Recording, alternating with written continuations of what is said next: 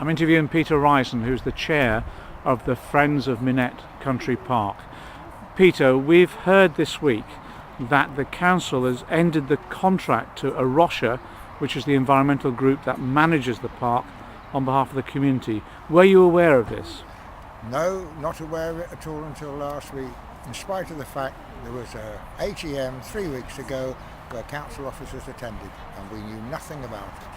Arosha manages the park on behalf of the community, and it's funded through the income the council gets from the goals football operation within the park itself. What's happened to that money, do you know? We have no idea.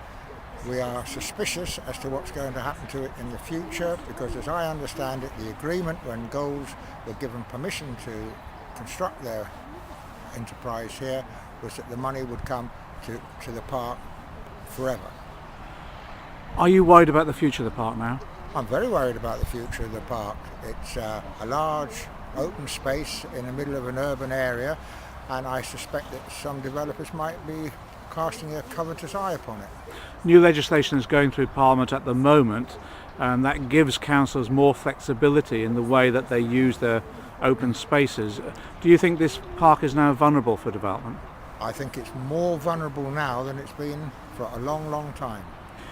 We're going to be organising a demonstration from Hayes to the park in the next few weeks to emphasise to the council that they need to work with the community.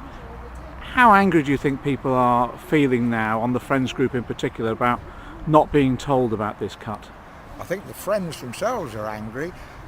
Unfortunately, the public outside do not know much about it yet, which is not surprising as we've only found out ourselves a few days ago. It looks as though they made this decision back in February, but all the council officers and even Arosha were sworn to secrecy. Do you think this is underhand? I think it's very underhand. It smacks a little bit of a super injunction. Well, just like the super injunctions, we need to expose it. We need to expose it, yes. Thanks, Peter, and thanks for all you do on the Friends group. You're very welcome.